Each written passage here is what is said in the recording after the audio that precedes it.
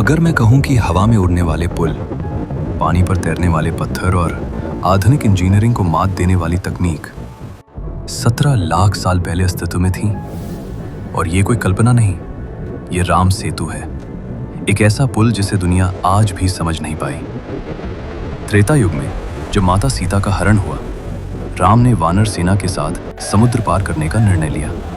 भारत से लंका तक सेना को ले जाने के लिए एक सेतु का निर्माण, 90 किलोमीटर लंबा, 3 किलोमीटर चौड़ा, बिना किसी आधुनिक मशीन, क्रेन या कंक्रीट के, सिर्फ पत्थर और ज्ञान। सबसे अद्भुत तथ्य, पत्थर तैरते थे, नाम लिखा जाता राम, और पत्थर पानी पर टिक जाता। आज भी भारत के कई स्थानों में ऐसे पत्थर संरक्षित हैं जिनका वजन भारी है, पर वे डूबते नहीं। वैज्ञानिकों ने इन्हें प्यूमिस स्टोन कहा, जिसमें हवा के माइक्रो बबल्स फंसे होते हैं। परंतु सवाल यहां उठता है, अगर ये सिर्फ सामान्य प्यूमिस है, तो ये एक जैसी दिशा और आकार में पुल की संरचना में कैसे फिट किए गए? 90 किलोमीटर की स्ट्रेट इंजीनियरिंग अलाइनमेंट बिना किसी जीपीएस या सर्वे इंस्ट्रूमेंट के कैसे संभव हुई?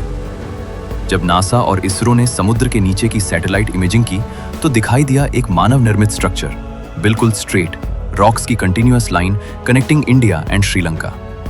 नीचे पाया गया लाइमस्टोन कोरल बेस, ऊपर pumice like floating stones, exactly वही जो प्राचीन ग्रंथों में वर्णित है, तैरता हुआ पत्थर।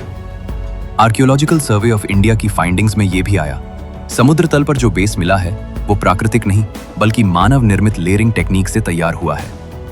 यह मॉडर्न सिविल इंजीनियरिंग में कहलाता है buoyant foundation plus hydrological anchoring, जहां हल्का मटेरियल ऊपर लेयर किया जाता है ताकि वेट डिस्ट्रीब्यूट हो और स्ट्रक्चर तैरता रहे।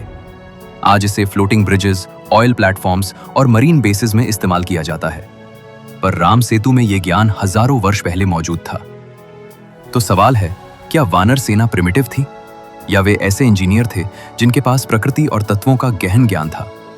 क्योंकि वाल्मीकि रामायण कहती है, Nal and Neel were master engineers, blessed with the ability to command nature's elements.